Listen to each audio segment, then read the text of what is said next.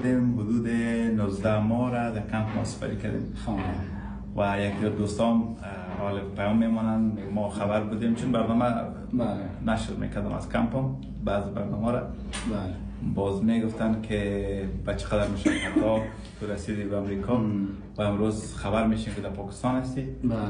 امیر بر ما واضح بساز که در پاکستان چی میکنی، نه یعنی خودتون از جمله کسایی باشی که دیپورت شده باشی و این در حالی است که ما قبل از این گپا و قبل از موفق شدن ترامپ رئیس جمهور جدید امریکا ما از امریکا برآمدیم و در اون زمان ما که در کمپ بودیم راستی مشقت ها زیاد کشیدیم، سختی ها رو زیاد کشیدیم.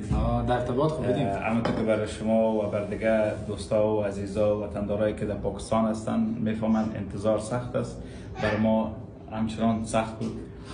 اونجا فضای کم قسمی بود که قید بودی. یک چیز واضح است که انسان در هر جای که قید بسازی که قید باشه و در انتظار باشه طبعا که مشکلات میبینه، استرس میگیرش و دلتنگی برش پیش میشه. ما از جمله کسایی بودیم که در کمپ متاسفانه یک وضعیت بر ما پیش شد.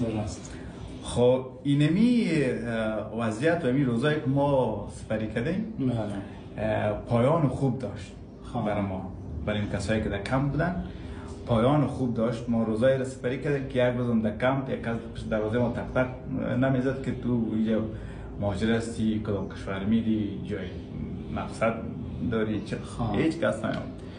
ولی بعد از قدرم جنجالا و سپری شدن وقت و مظاهره که ما میکردیم که اصلا در امارات اجازه نیست، ما به خاطر از اینکه دادخواهی میکردیم مردم یا جنگ کرده بودیم مظاهره یا به خاطر اینمی بی سرنوشتی مردم و این گپا زیاد نشه، به خاطر از این دلیلش میگم که خوب گپ است دوستان نگوین که زیاد پرحرفی شه.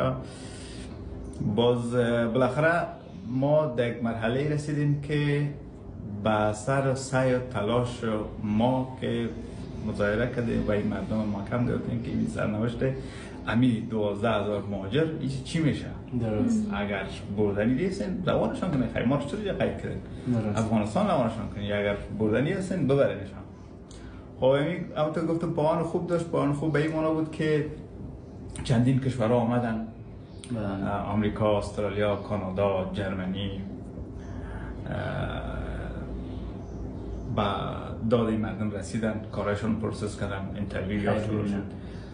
باز ما اینمی 3 کشور کانادا و آمریکا، استرالیا ما اپلای کرده بودم، اینترویو داده بودم با اونا خودشون گفته بود تا زمانی که در کشور شما ویزا نگرفتین ما کارای شما را یعنی کانادا، اگر امریکا، اگر استرالیا ما پیش میبریم. باز هم تو بود که کارا اساسا پیش رفت.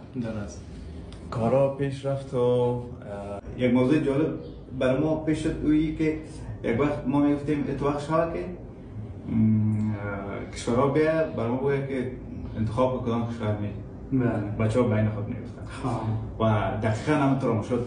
در مرحله رسیدیم که ما ایران ماندیم که در کدام کشور بریم که از من شخصا خودم همونطور شد.